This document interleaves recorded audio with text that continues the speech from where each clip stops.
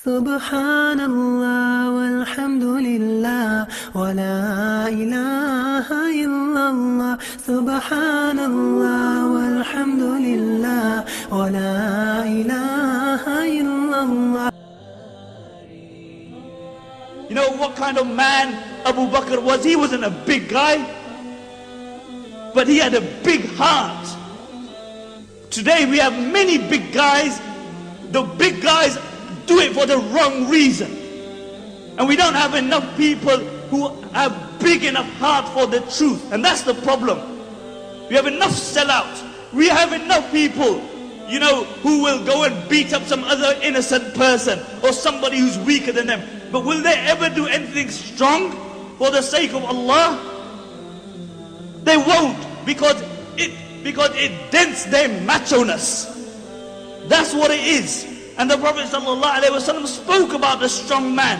He said the strong man is the one who can control his anger. Oh, so he who can punch out somebody's lights. And Abu Bakr radiallahu anhu, you know what kind of man he was? Aisha radiallahu anha narrates, he was thin. He was so thin that his trousers would not remain around his waist. Subhanallah, he was so thin that his eyes had sunk in, that you could see the bones in his fingers, they would protrude because he was so thin. And when he would walk, he didn't walk with a step. He didn't walk with an attitude. He actually walked with a stoop. But they say Abu Bakr was the weakest in body.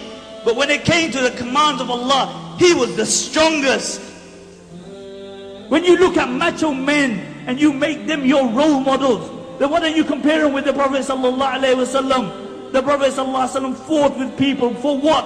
Not to beat people, not to bring them closer to Allah. In the time of the Prophet ﷺ, there was a man called Ruqana. And Ruqana was the undisputed wrestler of his time. In those days, Umar ibn Khattab and Khalid bin Walid were wrestlers. But nobody had ever defeated Ruqana. And upon occasion, he came to the Prophet ﷺ and he said, "Oh Muhammad, if you beat me, I will embrace Islam." And the Prophet ﷺ got happy. He got elated. He said, "Will you actually embrace Islam if I beat you?" He said, "Yes."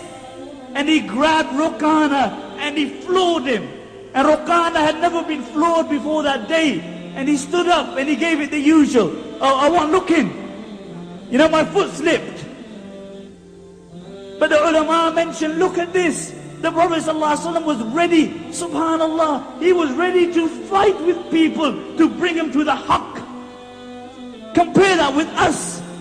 This sick concept of macho man that we have nowadays. This sick concept that we have. Somebody who can make somebody an orphan, somebody who can push drugs, who can carry a piece. He's our role model for our youngsters. Why? The reason is because we have failed to give them alternative role models. If you had told your child about Khalid bin Walid before they slept, they would have looked up to the local drug dealer. If you had given them examples of Abdullah ibn Mubarak, they would have looked at other people. But did we do that? No. We told them Cinderella. That's what we told them about. And Ruqana stood up again and he said, "Give me another chance." And the Prophet ﷺ grabbed him and he dicked him again.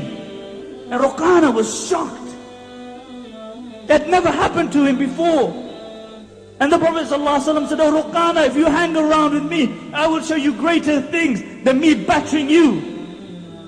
And Ruqana said, "What could be more greater than this?" And the Prophet ﷺ indicated toward the tree, and the tree ripped through the earth, and they stood in front of the Prophet ﷺ, and they bore witness that there is no God but Allah, and you are His messenger. And the Prophet ﷺ turned to Ruqana, and he said, "Oh Ruqana, I told you, hang around with me, and I will show you things which are greater than me battering you." But this was the life of the Prophet ﷺ, and the examples go on and on. We live in a shallow society where you judge people by how good looking you are. So you got plenty of hair, then you might become prime minister. That's where William Hague lost out.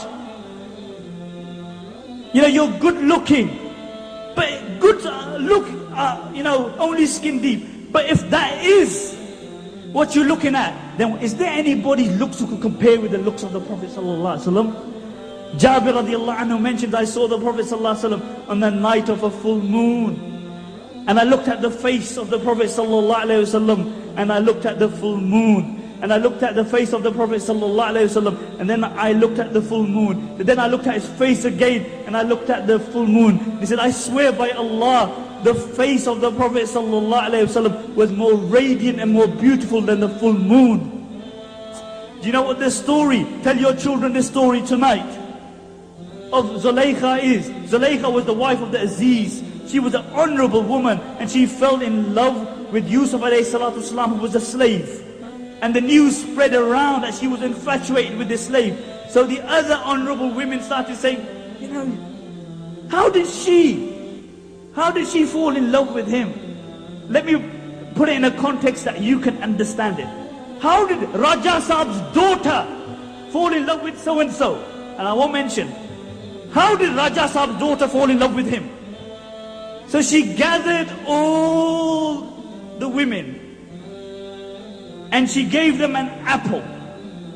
And she said, cut the apple. And while they were cutting the apple, she told Yusuf alayhi salatu wasalam to walk past.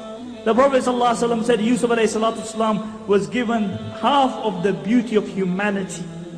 And when he walked past, they saw his beauty. They were so immersed in his beauty. Whilst they were cutting the apple, they cut through their fingers, and they did not even feel the pain.